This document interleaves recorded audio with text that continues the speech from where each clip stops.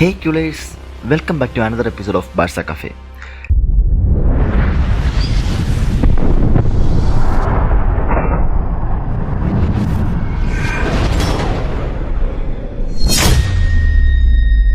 Last season felt so good. We won almost everything but that Champions League.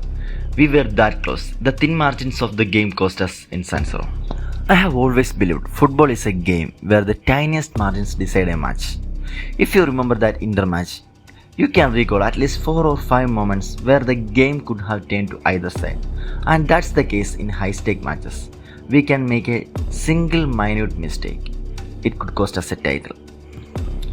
In this season, till this day, we never look like anything from last season. We are struggling in many ways and almost every single team is threatening us. We are in the face of an El Classico. This Sunday, we are going to play against Real in their turf. So, what's actually wrong? We are going to break down the 4 biggest issues plaguing the squad right now and then tackle the big question. Can Flick fix this before El Clasico on Sunday? Let's dive into the first point. Individual mistakes. This season we are making a lot of individual mistakes. Even though I don't want to call out any player by their name, I can't skip this guy, Koundé. He is making 2 or 3 mistakes per game which directly causes to a goal or a shot on target. I don't know if anyone ever noticed what I am about to say. Whenever there is a cross from far left to right and he cleared that ball, his clearance always ends up in the legs of the opponents. Almost every time that happens. Koundé isn't alone. Almost every player makes mistakes this season. Second one, I would say the departure of Inigo Martinez. It not only destroyed our defensive stability, we lost a leader in that backline. Kubarsi isn't a leader, at least for now. And the departure of Inigo forced us to use Kubarsi as a left-sided centre back, a position he hasn't played much. And whenever he played, he looked out of place. Kubarsi's dip in form shows a young player's growth isn't always linear, especially when they are asked to be the main man in a team like Barcelona. Third point is when the opposition teams aggressively man-mark our players, we are not able to build from the back, and without Lewandowski, we don't have anyone to provide hold-the-play up front. And the injury to Joan Garcia made it worse. As Tech isn't very comfortable with the ball, he always ends up choosing the wrong player or going long.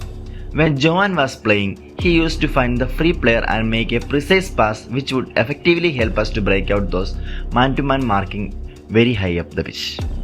Last but not least, it's our high press. This season we are very bad at it. Due to that, even the bottom table clubs are finding it easy to bypass our high line or offside trap. We are letting teams to progress the ball very comfortably. The high line is always a double-edged sword.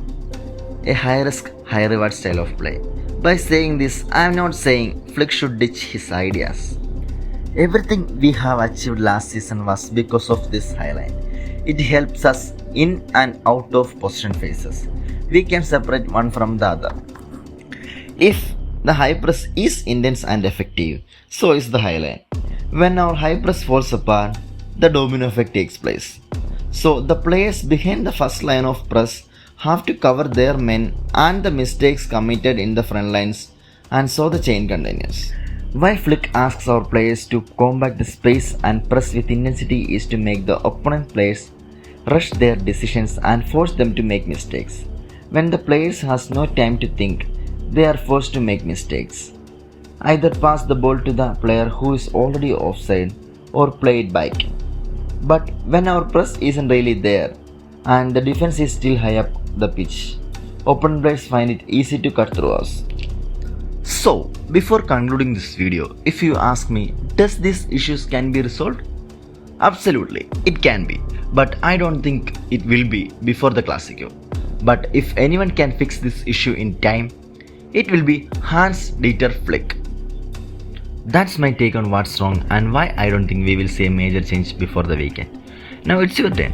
Which of these 4 issues is the biggest problem for us? Let me know in the comments.